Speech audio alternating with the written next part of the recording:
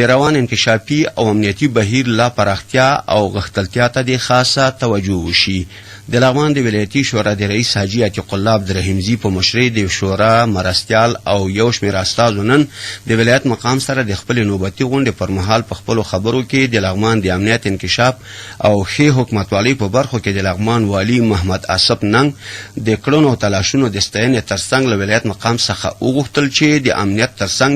د لغمان د پرمختیایي بهیر چټکتیا او څارنې ته هم خاصه توجه وکړي او د ولسونو د هغو سترو غوښتنو او وړاندیزونو لپاره خپل حال ځلې جاري وساتي چې دوی کلونه ارمان لري. د غونډې په پیل کې لغمان والي محمد آصف ننګ د امنیت ښې حکومتوالۍ او انکشاف په اړه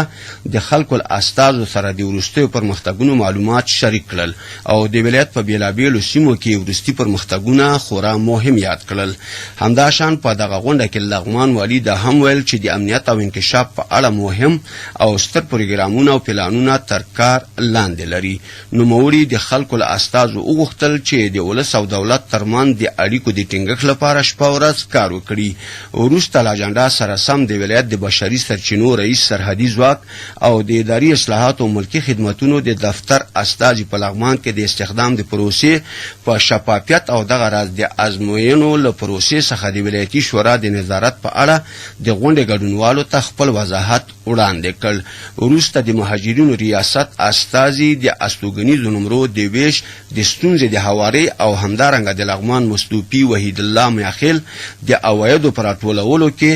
د ولایتي شورا د استازو مرسته او همکاري اړینه وګڼله. ورپسې د لغمان امنیه قومندان مل پاسوال عبدالرؤف ورزګاني بیا د لغمان د امنیتي وضعیت او د دښمن د ځپلو په موخه په ځینو مهمو مسایلو د شورا له استازو سره خپل معلوماتونه شریک کړل. وروسته د ولایتي شورا رئیس حاجي عتیق الله عبدالرحیمزي د شورا مرستیال حاجي عبدالعزیز